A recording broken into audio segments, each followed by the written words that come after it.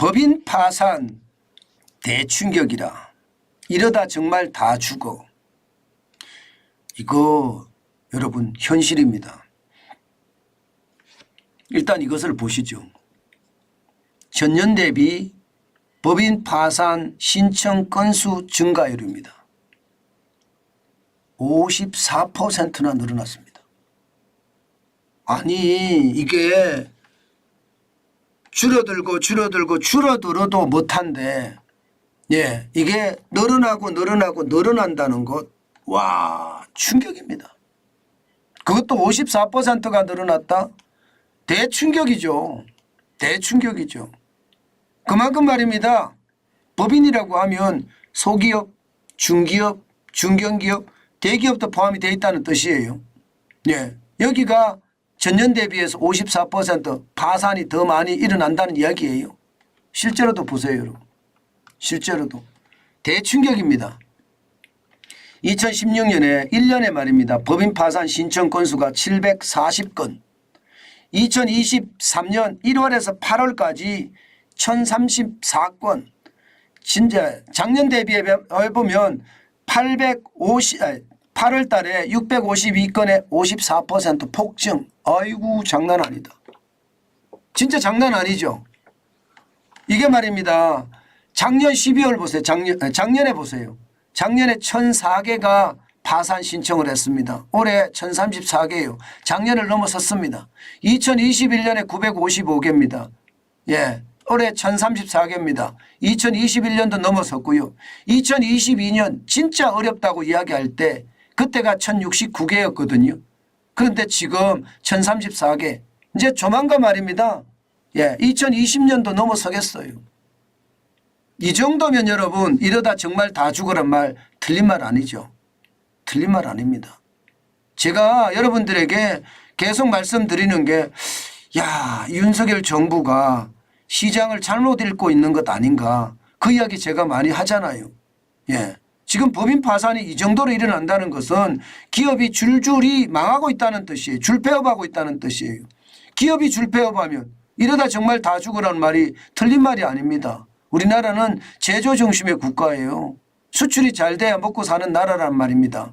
그런데 이게 제조, 다시 말해서 제조만 하면 뭐 하나, 소비도 안 되고 이게 수출도 안 되고 이래서 다 망하지 않겠느냐 이런 생각이 들거든요. 게다가 말입니다 여러분, 월별로 보면 충격적인 숫자가 계속 나타납니다. 보시면 말입니다. 2023년 1월에 105입니다. 월 파산 신청 기업 수가 2월에도 100이에요. 이게 100 밑으로 떨어진 적이 없습니다. 8월까지 100 밑으로. 일반적으로 말입니다. 이게 파산 신청이라는 게 낮으면 낮을수록 좋은 거거든요. 그런데 3월에는 121 역대 최대를 기록했습니다. 4월에는 134 역대 최대를 또 기록했습니다. 5월 6월 132로 좀 떨어지더니 7월에 146 역대 최대입니다. 8월에 164 역대 최대를 계속 갱신해 가면서 올라가고 있어요. 이것은 여러분 결국 말입니다. 기업들이 굉장히 어렵다는 이야기예요. 제가 이런 지표를 찾아서 여러분들에게 이렇게 상세하게 설명을 드리는데 제가 놀라는 것은요. 제가 이 지표를 찾으면서도 놀란다는 사실이에요. 어떻게 이렇게 많이 망할 수가 있지 이렇게 말입니다. 문제는 여러분 금액을 보면 이것도 장난이 아니에요. 금액을 보면 실제 금액을 보면 말입니다. 이게 법인이 지금 장난 아니게 금액이 늘어납니다. 이거 장난 아니겠다 이런 생각이 저는 들거든요.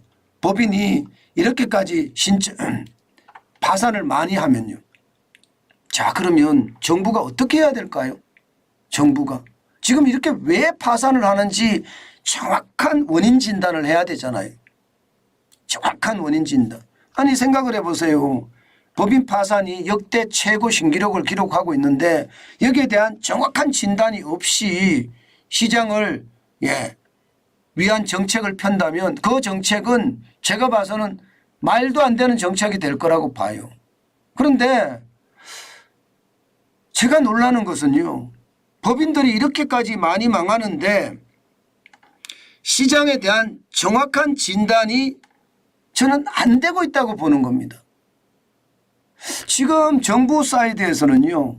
법인들이 이렇게 파산하는 이유가 쉽게 말하면 이자 폭탄 때문이다 이렇게 이야기합니다. 이자를 이겨내지 못한다 이렇게 이야기해요.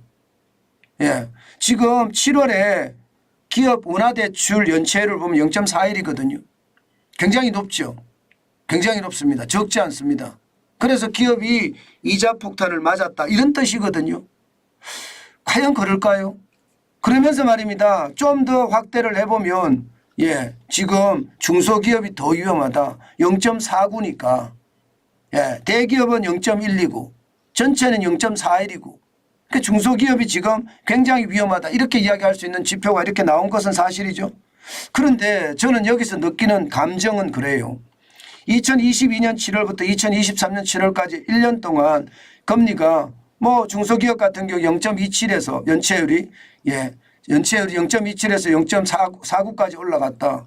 올라가는 건 당연하다 생각이 들어요. 연체율이 올라가는 것은 이자 폭탄 때문에 연체율이 올라갈까요? 저는 아니라고 보죠. 저는 아니라고 봅니다. 이자 폭탄의 문제가 아니다.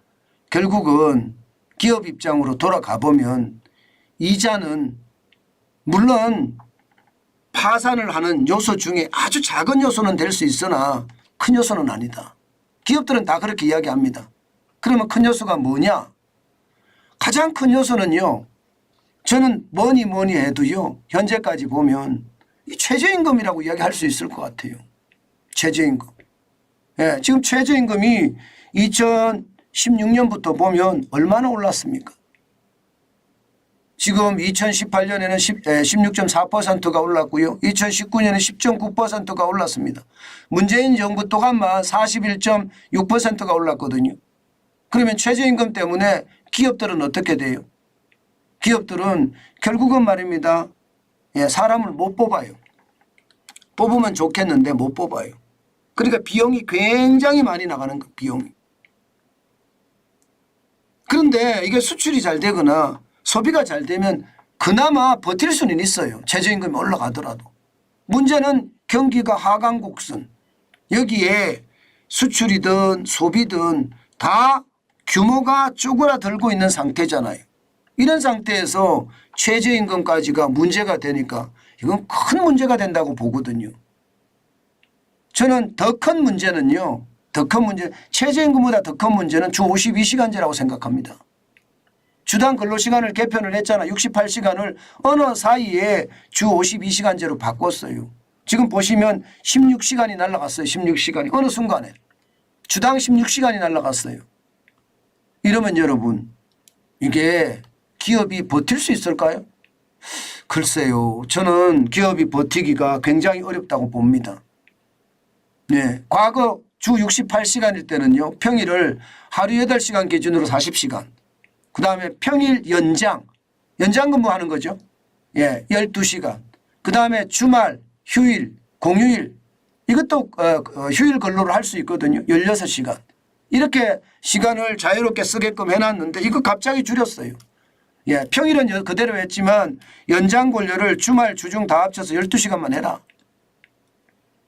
쉽게 말하면 주말도 연장 근로지 주말 휴일 근로가 아니다. 연장 근로로 봐라. 그러면서 52시간으로 줄였습니다. 이 52시간이 기업들 입장에서는요. 중소기업은 특히 일을 많이 해야 돼요. 일을 많이 해야 돼요. 예를 들어서 정환진 TV다. 그러면 제가 하루에 16시간씩 일합니다. 제가 일을 하니까 여러분들에게 진짜 재미있고 괜찮은 방송을 여러분들이 할 수 있는 겁니다. 저도 만약에 8시간만 일한다. 그러면 정환진 TV 문 닫아야 됩니다. 문 닫아야 돼요. 다시 말해서 중소기업이나 중견기업이나 일할 시간을 정부가 끊지 말아야 이거예요. 왜 일을 더하는 것을 정부가 막냐. 이게 저는 지금 기업들의 상황이 너무너무 열악하게 된 가장 큰 배경이 아닌가 저는 그렇게 생각합니다. 아니 이게 소비나 수출이 줄어들어서 문제가 있는 건 사실이에요. 그러나 비용이 너무 많이 들어가잖아요. 주 52시간제가 되면 주당 16시간이 갑자기 날아갔는데 기업들이 대처할 힘이 있겠습니까? 저는 대처할 힘 없다고 봐요. 그러면 이게 납기를 기간을 맞추지도 못할 뿐만 아니라 그러면 그에 대한 지연 배상도 해야 되잖아요. 게다가 이게 가장 큰 문제가 나는 일 더 하고 싶은데 일도 못해요.